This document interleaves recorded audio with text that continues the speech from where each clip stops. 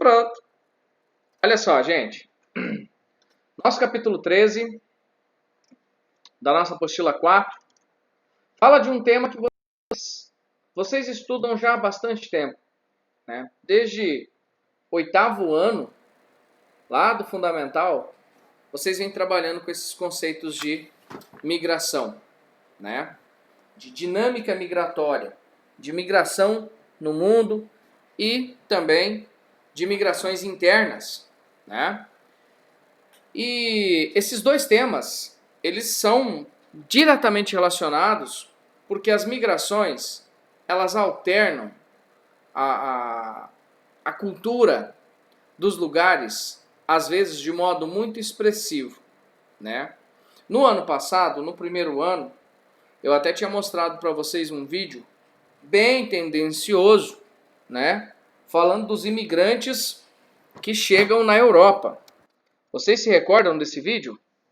Foi um pouquinho antes da Larissa ir para a Alemanha. Você lembra, Larissa? Daquele vídeo?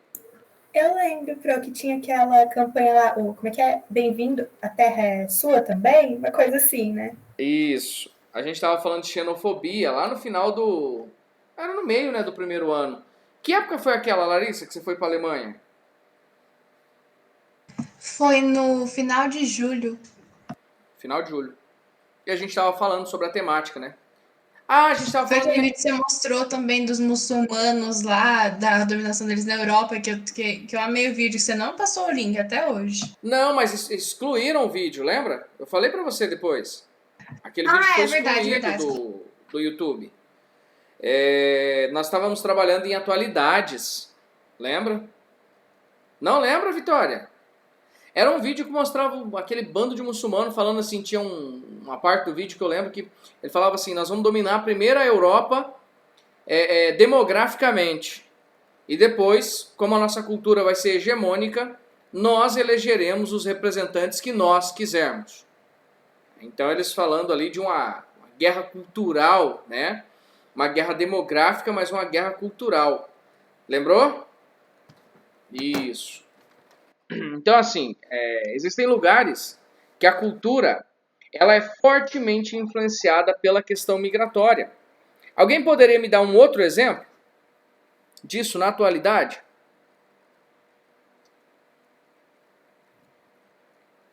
Alguém?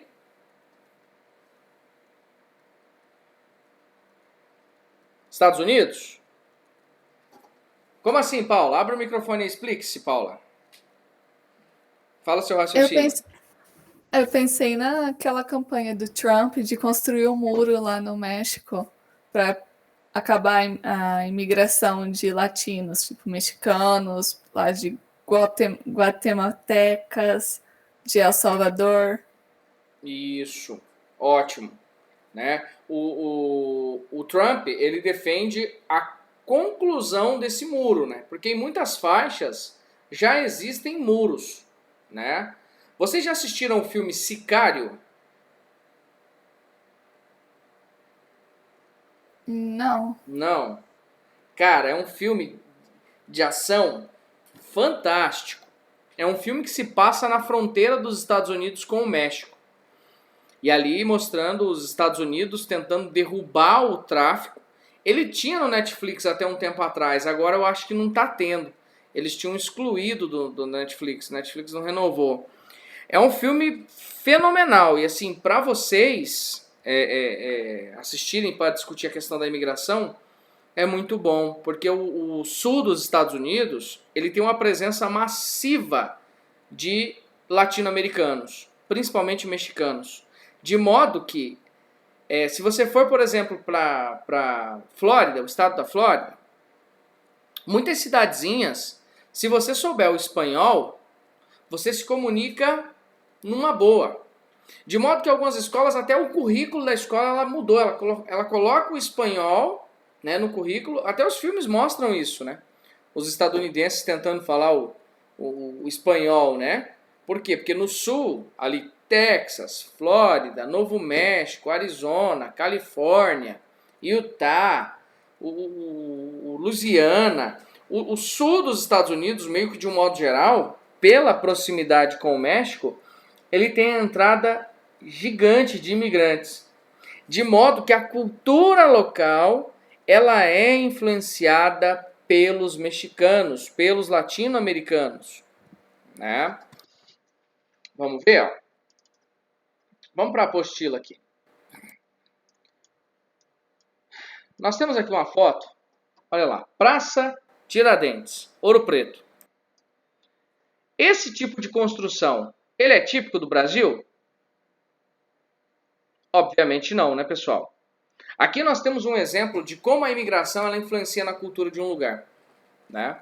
Os portugueses colonizaram o nosso país, eles vão trazer esse estilo de arquitetura. Então as migrações, elas trazem consigo elementos culturais, né? Então nós podemos dizer que as migrações, ou que a diversidade cultural, ela se amplia a partir das grandes navegações. As grandes navegações sempre são um marco aqui nas ciências humanas, né? Por quê? Porque ela data o início do processo de globalização. E como falar de migração, de diversidade cultural, sem a globalização, né? A globalização ela vai estimular essas migrações e, consecutivamente, ela vai estimular a diversidade cultural, né? Diversidade não significa que as culturas nacionais elas deixam de existir, mas alguns elementos passam a ser comuns no dia a dia das pessoas. Por exemplo, as comidas, né? As roupas, os seriados de televisão, né? A própria internet, os padrões hoje a nível mundial são muito maiores do que os padrões que a gente conseguia verificar no século XV ou no século X, né?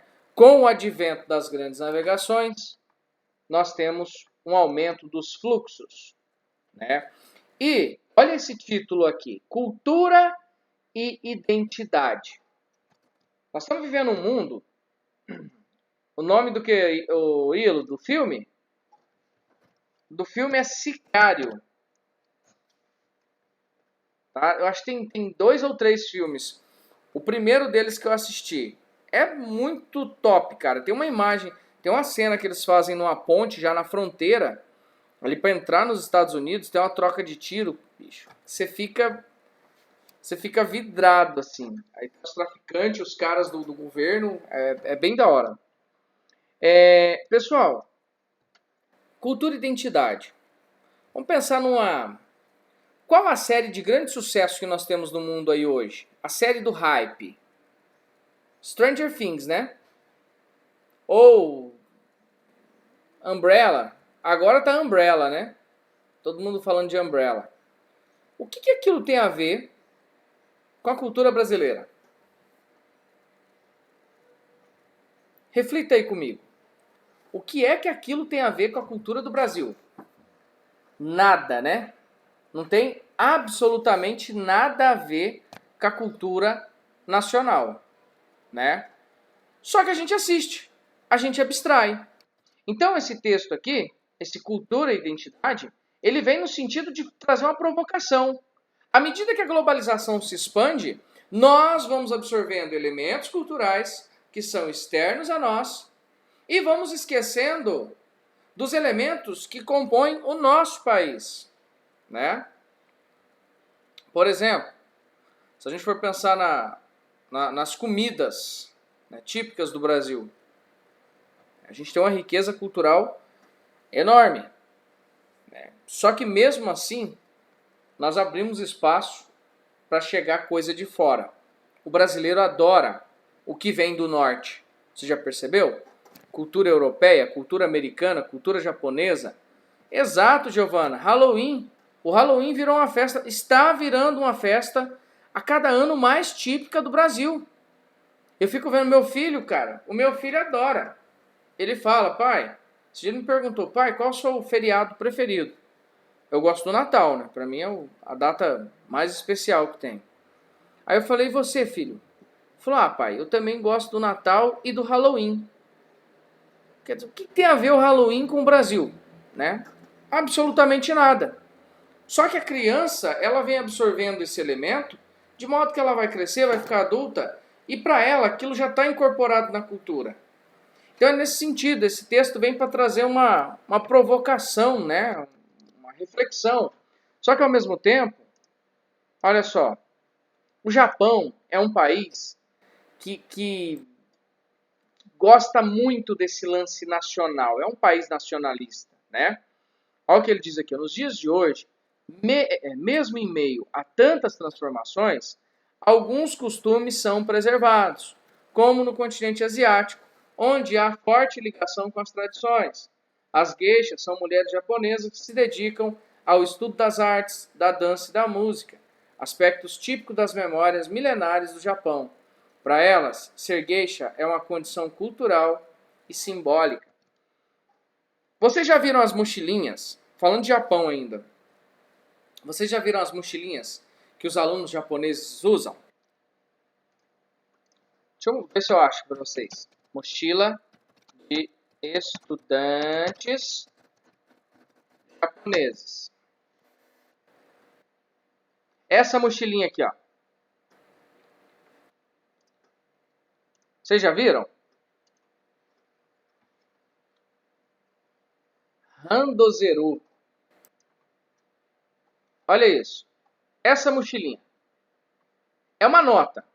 Uma mochila dessa, ela vale aí, hoje em reais, algo em torno de 3.000, 5.000 reais. E assim, é só aquilo, cara. Não tem diversidade de modelo. Não, é isso aqui, ó. Olha as criancinhas indo pra escola. Igualzinho. Tá vendo? Olha aqui na sala de aula. Olha lá, muda a cor, mas cores bem sutis. Nada de excesso de informação. Olha lá, isso aqui já é uma moderninha, ó. Com as florzinhas ali, um negocinho. Mas, Essa mochila mais estranha. pra nós é bem diferente. Só que ela é muito cara. Só que a criança... Olha nas costas das criancinhas aqui. Olha o tamanho da mochila. Não é pequena, tá vendo? Que ela é grandinha. O guri vai levar essa mochila do prezinho até ele concluir o ensino médio. E esse tipo de mochila aqui, ela só é feita no Japão.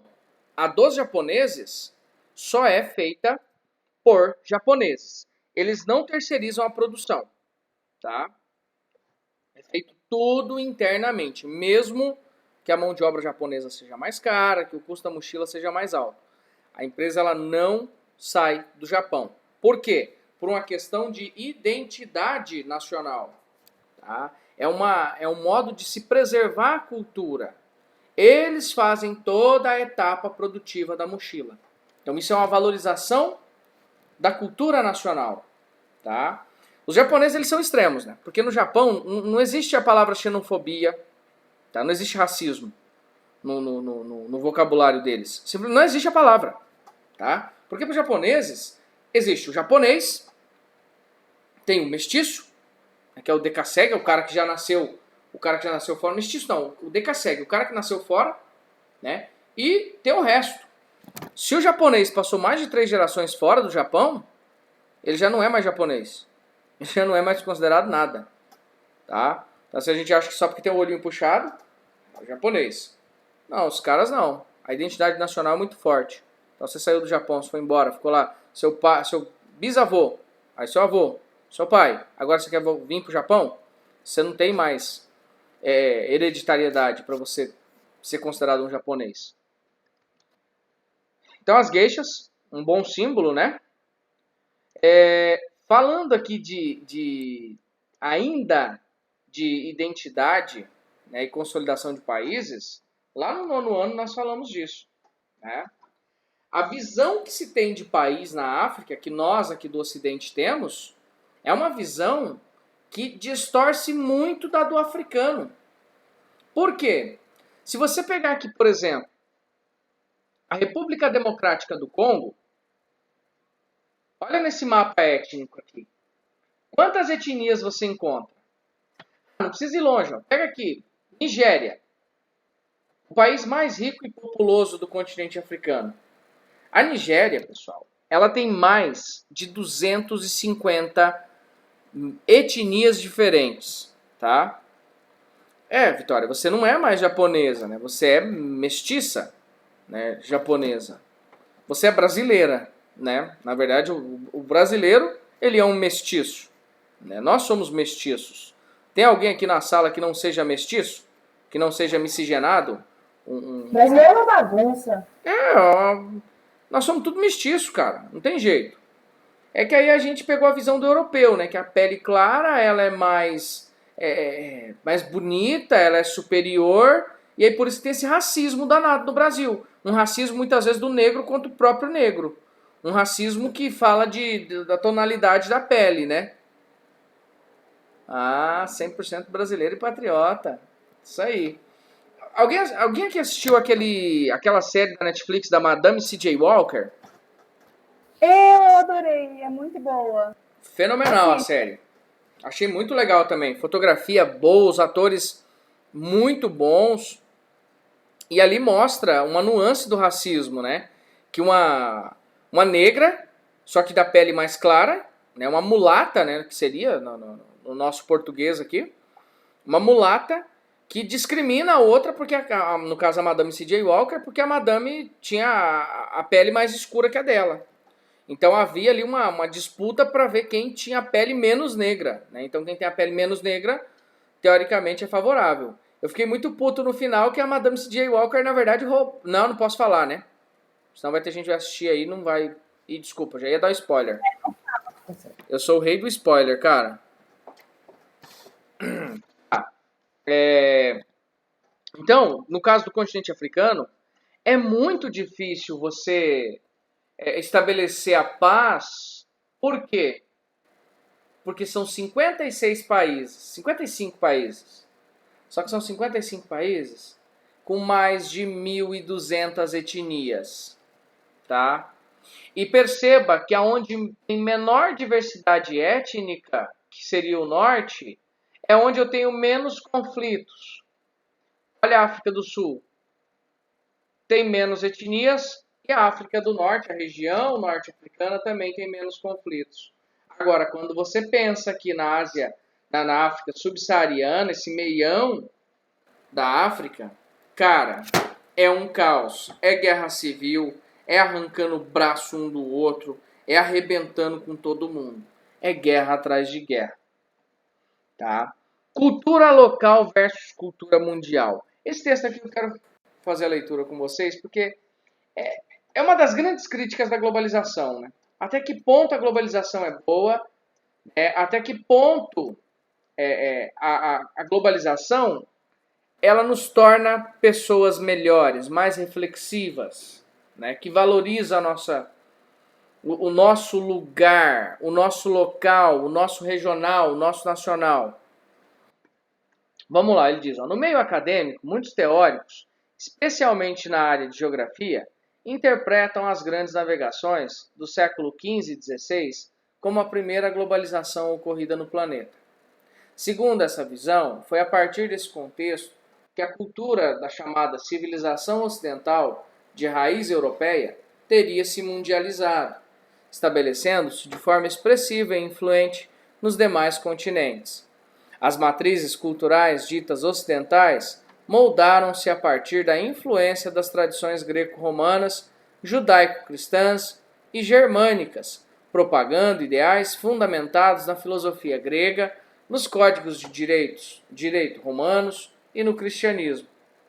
O que é o mundo que nós vivemos, se não é a soma disso? Filosofia grega? Vamos pegar o ápice da filosofia grega como sendo a democracia, né? Os direitos romanos e o cristianismo. A nossa Constituição é uma Constituição com princípios do direito romano e do cristianismo. Além disso, é no seio dessa matriz cultural que o capitalismo surgiu e se consolidou como principal doutrina econômica, exaltando os valores éticos do liberalismo e do individualismo. O que é o individualismo? Individualismo é visto como algo negativo às vezes, né? Só que o individualismo ele vem no sentido aqui de A menor minoria que existe é você. Então, nós estamos vivendo um mundo hoje onde o você, ele está sendo cada vez mais respeitado, né? Ou pelo menos a demanda é que seja respeitado. As diferenças, né? As diferenças. Você não pode ficar julgando as pessoas pelas aparências, pelo corpo, pela cor da pele, pela orientação, pelo sexo, né? A orientação sexual, o LGBTQ+, né? Tiveram que colocar uma siglazinha, um símbolozinho no final, né? O mais, porque as identificações sexuais das pessoas, elas hoje, com maior liberdade, né? Elas são das mais diversas possíveis, né? Então, Marivaldo, oi. antes não era só LGBT? Hoje, o termo, vamos dizer assim, o termo mais adequado que tem é LGBTQ+. Então, antes era só LGBT. Por que é esse Q?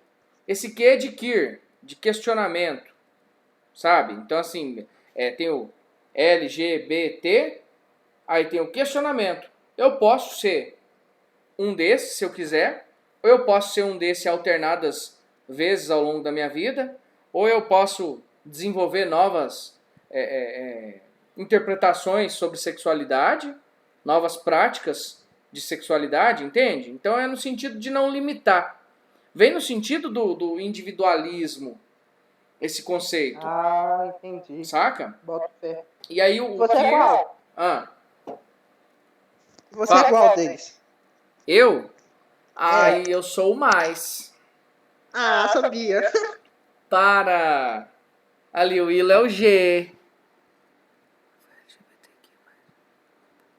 LGBT, é que falar LGBTQ+, é embaçado, né? Muito longa a sigla, né? LGBT já é mais de boas, né? Não, acho Bom. que não é que é muito longo, porque, tipo, antigamente, agora sem falar merda, sem falar nada, agora, antigamente era só LGBT. Uhum. Esse Q e mais aí, tipo, é meio que novo, né?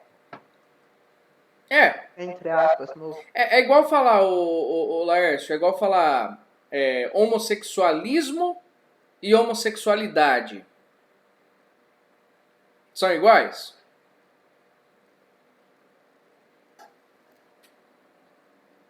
Ah,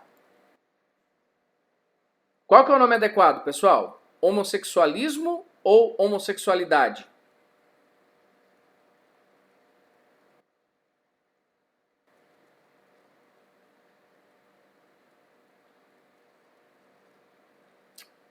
Exatamente.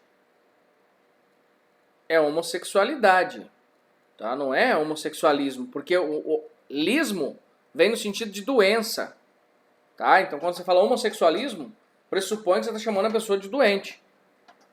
Tá? Então o adequado é homossexualidade. Então à medida que a informação vai chegando, né, Laércio?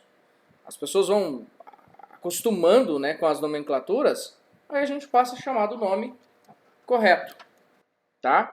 Mas pode ficar tranquilo, Laércio, se você é um LGBT, a gente sabe disso. Marivaldo, é claro, junto com você, né? Vamos lá.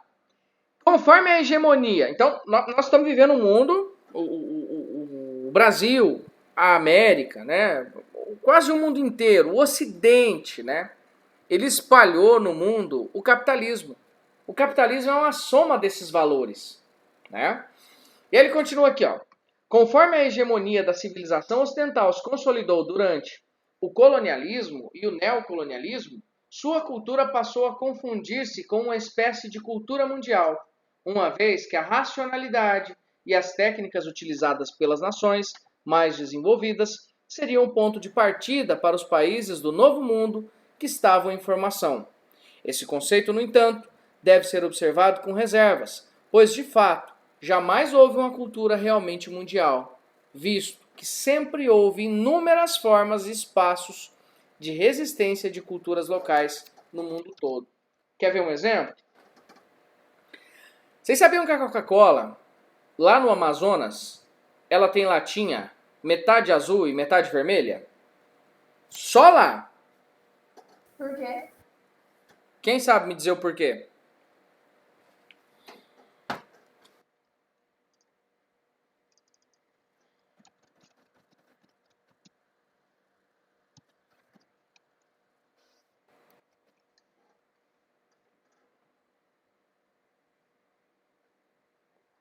Olha isso aqui. Festa de Parintins. Tem o boi, é o caprichoso e o garantido. A cor é azul, o outro é vermelha. Adivinha só, o cara que era do azul não tomava Coca-Cola, só ia na Pepsi. E aí o cara que era do boi vermelho só toma Coca. Aí o cara que é do boi azul, ele não queria abrir conta no banco do Bradesco. Sabe o que o Bradesco fez? Olha como é que é o logo do Bradesco. Logo do Bradesco no Amazonas.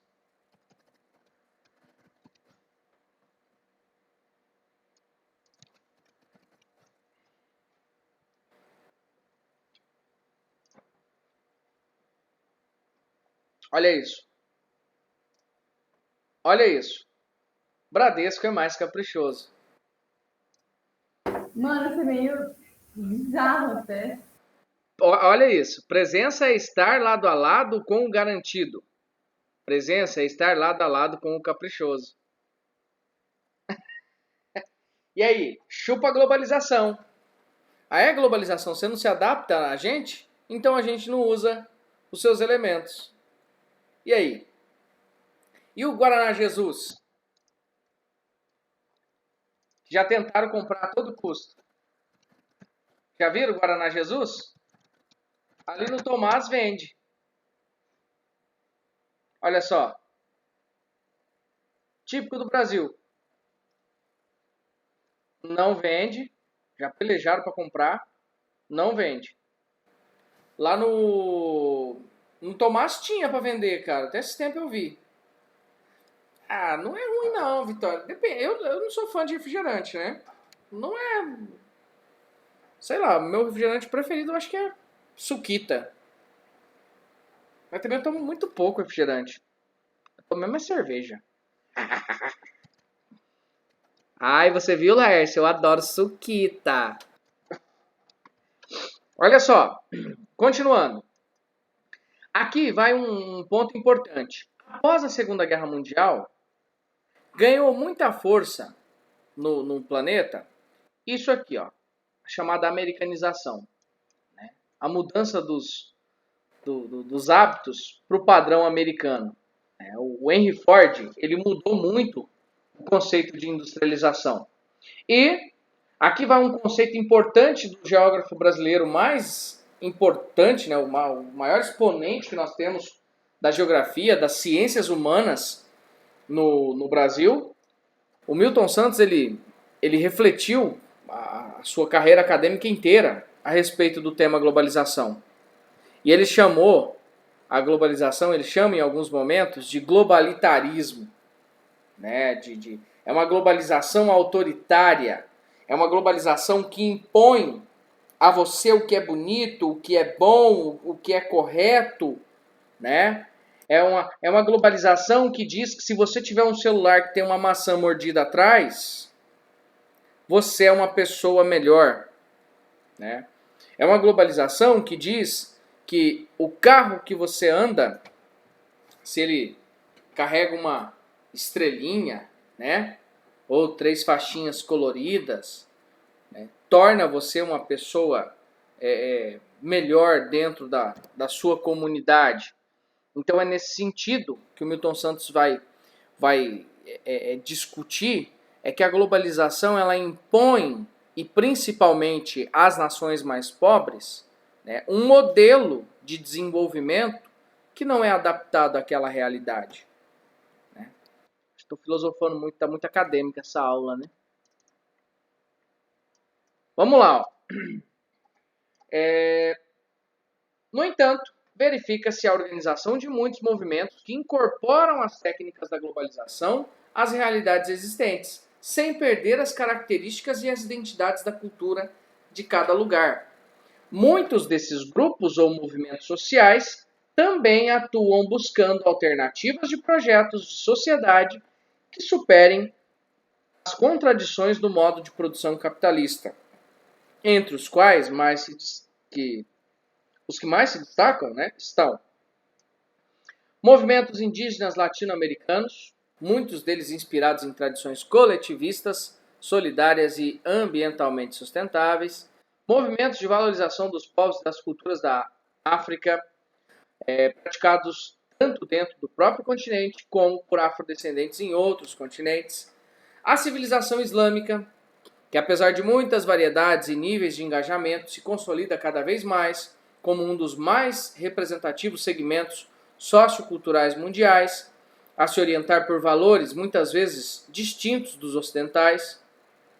Esses são muito fortes, né? A identidade islâmica é muito forte, até porque a cultura, quem é muçulmano, né, é mais, vamos dizer assim, adepto, né? É mais praticante dos preceitos, né, dos dogmas, das regras da religião. Então, você pega os países que são majoritariamente muçulmanos, a política ela é muito influenciada pela questão religiosa.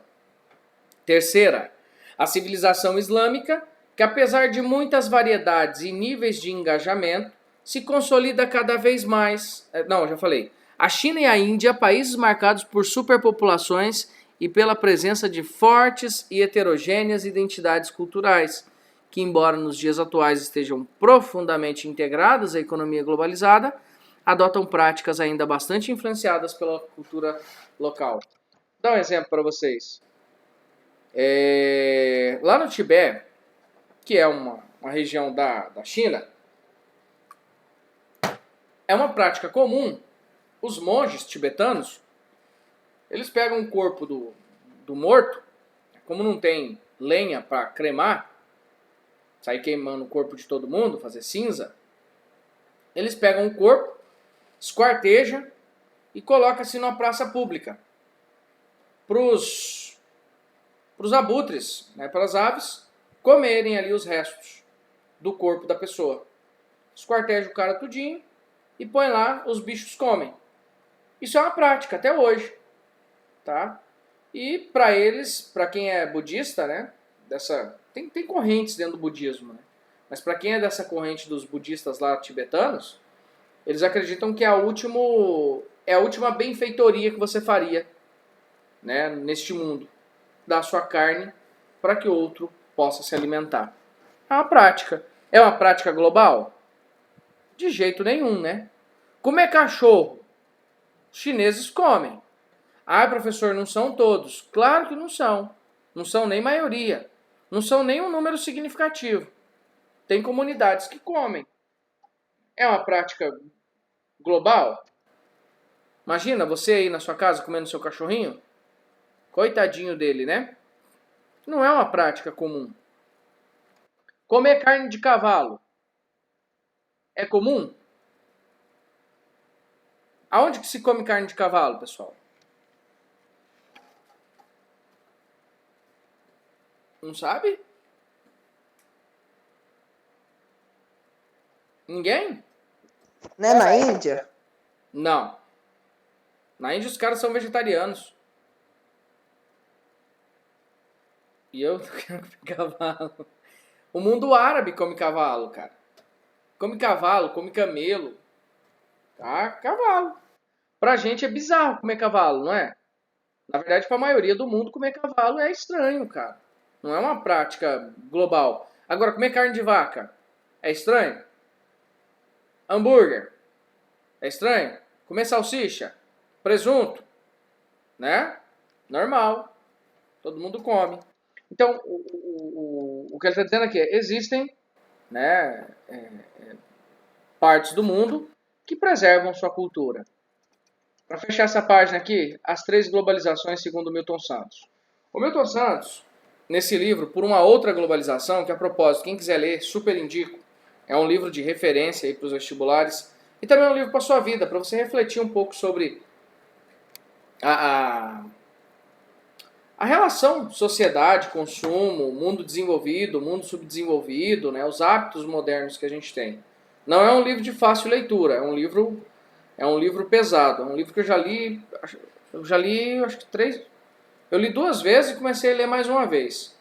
É um livro difícil, é um livro pesado, assim, ele vem falando umas coisas, assim, às vezes são umas frases, assim, que gigante a frase, que você se perde no meio da leitura de uma frase. Ele fala que tem 3 tipos de globalização. Tem a globalização como fábula, a globalização como perversidade, e aí ele vai defender uma outra globalização, que na verdade no livro ele não chega a explicar o que seria essa outra globalização, mas seria um mundo mais conectado na solidariedade. Solidariedade não naquele sentido de doar dinheiro para Criança Esperança.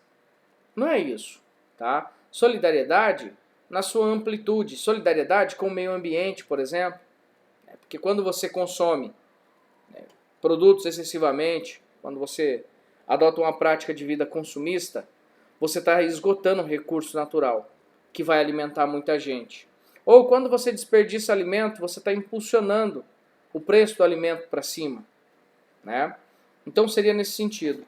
Para ele, a globalização como fábula seria a do mundo desenvolvido, da maioria das pessoas. Ou, né, aqui no Brasil, para um grupo seleto, como vocês. Vocês vivenciam a globalização como uma fábula. Por quê? Nós estamos no meio de uma pandemia histórica, né? Histórica. Nós vamos estudar essa pandemia, os filhos de vocês, os netos de vocês, os bisnetos, os tataranetos, vão estudar sobre essa pandemia que aconteceu em 2019, 2020, 2021. Provavelmente a pandemia só acabe lá por volta de 2022 e olhe lá se o vírus não sofrer mais mutação, né, e continuar atingindo as sociedades de modos diferentes, como está acontecendo agora. Só que para vocês, mesmo em meio a essa pandemia, vocês estão passando fome? A alta dos alimentos impactou na dieta de vocês? A alta nos alimentos impactou o seu acesso à educação?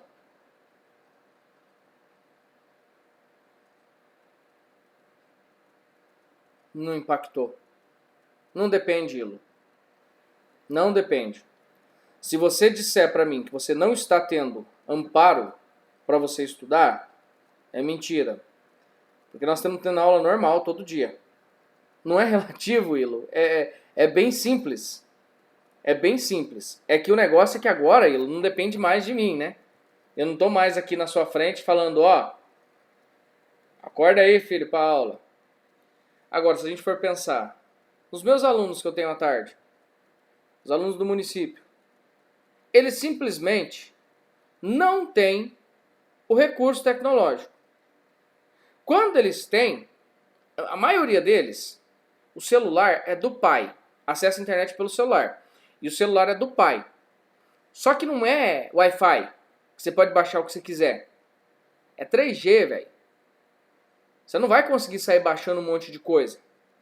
Então o menino, simplesmente, ele está sendo suprimido de ter acesso à educação. Ele não tem o recurso. O que eu fico mais puto com isso é que os meus amigos professores das escolas municipais, eles não levam isso em consideração. Não são todos, mas boa parte deles.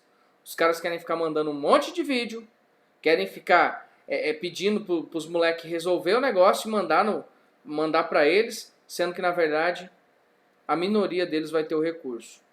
Ah, professor, mas então é melhor ninguém fazer nada do que um pouco fazer?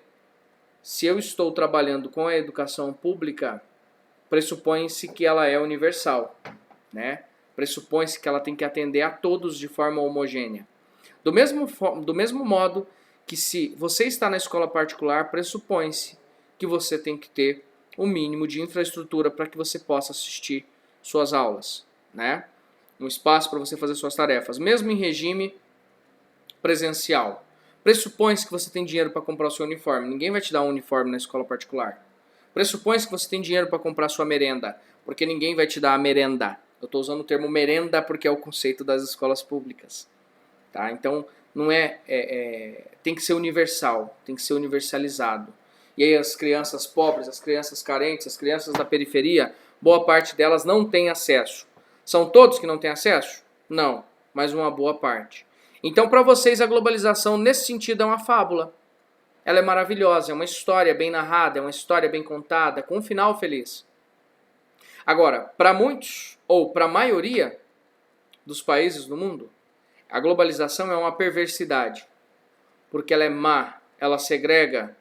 Se você não tem os elementos do momento da globalização, se você não tem a posição, se você não consegue decifrar os códigos da globalização, e eu estou falando da leitura, eu estou falando de dominar um outro idioma, eu estou falando de ter um nível superior, de ter uma pós-graduação, um mestrado que seja, ter feito um intercâmbio, se você não tem qualificação profissional, se você não está aculturado dentro da globalização, as suas chances vão minando. De modo que você vai ficar preso nessa condição. É nisso que o Milton Santos se envolve em criticar. Tá? Dinâmicas migratórias e trocas culturais. Vocês lembram da diferença de migração, imigração e emigração? Vocês lembram? O que é emigrar? É tipo mudar dentro do próprio país? Não. Isso nós chamamos de interna ou externa. Emigrar. O que é segundo ano? Não são só vocês que esquecem não, tá? Lá no terceiro ano ainda vai ter gente esquecendo. Ó, estão pesquisando no Google, cara. Emigrar é quando eu saio de um lugar. Tá? Pode ser dentro do país mesmo, Giovana. Você pode imigrar dentro do Brasil. É que geralmente o conceito de imigrar, né, a gente usa para fora. E aí quando é para dentro, a gente geralmente fala de migrações. Migrações. Aí tem gente que acha que emigrar é quando é para fora, emigrar e imigrar para fora, e migrar quando é para dentro. Tem várias confusões que as pessoas fazem. Emigrar é sair, imigrar é chegar. Então depende da ótica. Se um brasileiro deixa o nosso país e vai em direção ao Canadá, nós dizemos aqui no Brasil que ele é um emigrante. Para nós que ficamos, ele está emigrando. Ele é um emigrante. Para o canadense, que mora lá no Canadá, ele é um imigrante. Tá? E quando que eu uso a palavra migrante ou migração? Quando eu não quero me referir a uma emigração ou imigração, eu quero falar dos dois, de um modo geral. Então eu digo assim, numa pergunta, caracterize os fluxos migratórios do Brasil dos anos 1910 a 1950. O que eu quero saber? Se eu falei fluxos migratórios, eu quero saber de emigração e de imigração. Beleza? Olha só, aqui nós temos os principais fluxos do século XVI ao século XX. Perceba, emigrantes deixando a Europa, chegando na América do Norte, na América do Sul, na Ásia, tá vendo? Ó? Oceania, Ásia, para todo lado. Europeu indo para todo lado. América Central, olha lá. Aqui ele fala colonização da América Latina, tráfico de escravos. Olha o tráfico de escravos, como movimentou migração na África. Olha aqui na Europa. Colonização russa, século XIX e XX. A russificação. Os russos forçando o governo russo forçando os russos a migrarem dentro do próprio país. Né? Olha o azulzinho aqui, colonização norte-americana, século XVIII e XX, a grande marcha para o oeste. Tá vendo? Ó? Estados Unidos se consolida, vai expandindo, ali acaba a Guerra da Secessão, e aí ele se expande internamente. Tá vendo? Olha aqui, 2 momentos foram decisivos para esse fluxo ser decisivamente alterado. Aqui ele está falando dos fluxos migratórios daqui do século XVI e XX. Primeiro, as oportunidades de trabalho decorrentes do fim da Primeira Guerra Mundial e logo em seguida impactos locais e globais provenientes da crise de 29, inibiram e praticamente estancaram as imigrações europeias. Os imigrantes europeus pararam de sair por quê? Porque teve a guerra, né? A guerra acabou e aí a Europa precisa ser reconstruída, gerou oportunidade, mas também por conta da crise de 29, colapsou o mundo inteiro e principalmente os países mais pobres. E segundo, o fato de a Segunda Guerra Mundial ter ocorrido maciçamente em território europeu e vitimado, sobretudo, a população ativa europeia, né? A Europa perdeu muita gente, cerca de 60 milhões de pessoas morreram na Segunda Guerra Mundial. Se você pegar ali o saldo total de imigrantes que chegaram nos Estados Unidos, que é o país que mais recebeu imigrantes no mundo, até hoje, não dá o saldo de mortes, é um pouco menor do que o tanto de gente que morreu na Segunda Guerra Mundial. Então a Europa ela teve uma limpeza étnica e demográfica, né, com a Segunda Guerra Mundial. Étnica, literalmente, né? O Hitler matou uma galera, principalmente eslavos e judeus.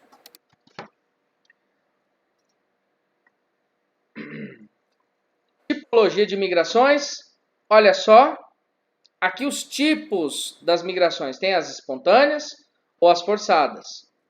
O que é espontânea? Você sabe o que você quer. A Larissa fez intercâmbio na Alemanha, ela gostou tanto da Alemanha que ela vai terminar os estudos e vai se mudar para a Alemanha. Ela vai fazer faculdade na Alemanha. Né? Ou tem a forçada. Né? O que é a forçada?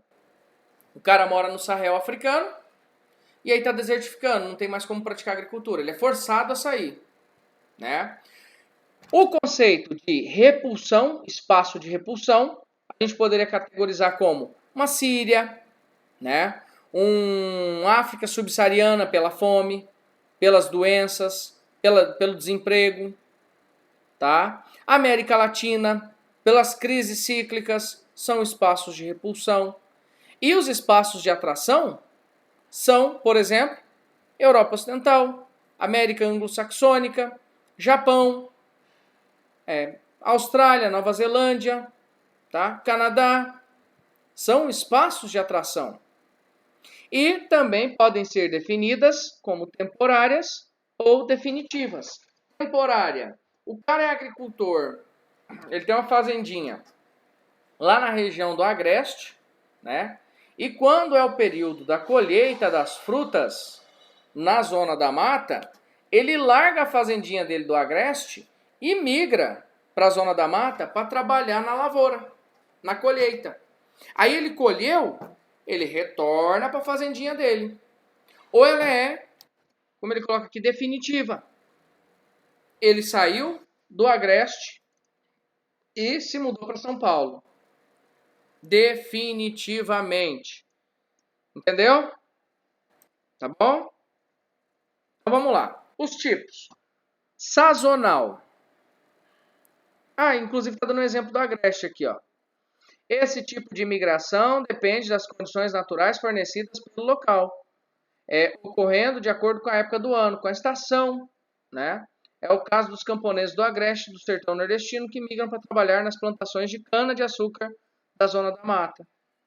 Então, um exemplo de migração sazonal. Poderia ser, né, a mudança do gado no Pantanal. É um tipo de migração animal sazonal. Pendular. Conhecida como migração diária, ocorre todos os dias nos grandes centros urbanos, da periferia para o centro e dos subúrbios ou das cidades satélites para a metrópole. Pode acontecer aqui em Campo Grande também, né? O cara mora em Terenos, trabalha aqui. Ele vem e vai todo dia, tá bom? Commuting. Trata-se de uma variedade de deslocamento de pessoas que moram em um determinado país e se deslocam para outro em busca de trabalho, para procurar uma ocupação ou para utilizar serviços. Esse é bem novo, esse conceito. É bastante comum em regiões turísticas ou litorâneas, que são locais propícios para os imigrantes passarem finais de semana, feriados ou férias. Uma galera inteira começa a se deslocar por questão de trabalho. gente poderia colocar uma Síria aqui no meio, né? Ou a gente poderia falar do commuting dos nordestinos que deixam o litoral nordeste e vêm para o litoral sudeste e sul. E aí nós temos a transumância. Gente, transumância e sazonal, muitas vezes os autores colocam as duas como a mesma coisa, tá? A sazonal, ele colocou ali, dando o primeiro exemplo, relativo à colheita, tá? Plantio e colheita, que na verdade tem uma relação direta também com a estação do ano que ela vai ser plantada. A transumância, essa sim, vai ser relacionada com a estação. Olha o exemplo que ele dá aqui. Ó. Essa modalidade de fluxo é motivada pelo deslocamento de rebanhos de animais em busca de melhores pastagens de acordo com a estação do ano, sendo, portanto, um tipo de migração sazonal. Tá vendo? É uma migração sazonal. Um exemplo típico é dos pastores que durante o inverno permanecem com seus rebanhos nas planícies e nos vales e no verão deslocam-se para as montanhas. Isso acontece para todo lado, tá? Por quê? No verão, a montanha vai descongelar e aí o capinzinho que estava lá no alto da montanha, ele brota. Quando vier o inverno, tudo congela. E aí, eles descem com o gado para o sul, para o baixo. Esfriou, desceu. Esquentou, subiu. Transumância. Tendências migratórias no mundo globalizado. Rapidinho isso aqui, ó.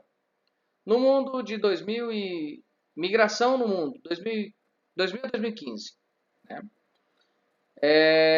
Europa, ali em primeiro, junto com a Ásia. América do Norte.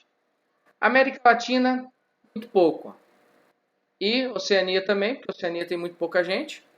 Se a gente for olhar a Oceania, é até grande, proporcional à América Latina, porque a Oceania inteira tem 40 milhões de habitantes. Só o Brasil tem 210, né? Então perceba, a migração, o fluxo migratório acontece entre América do Norte, Europa, Ocidental principalmente, né? E Ásia, principalmente Sudeste Asiático e Extremo Oriente. Os três polos da globalização.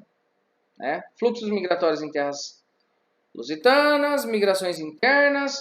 Eu vou deixar essa parte aqui final de migrações internas e lusitanas, né, as migrações do Brasil, para a aula que vem. Agora, queridos alunos e alunas, eu vou pausar aqui a gravação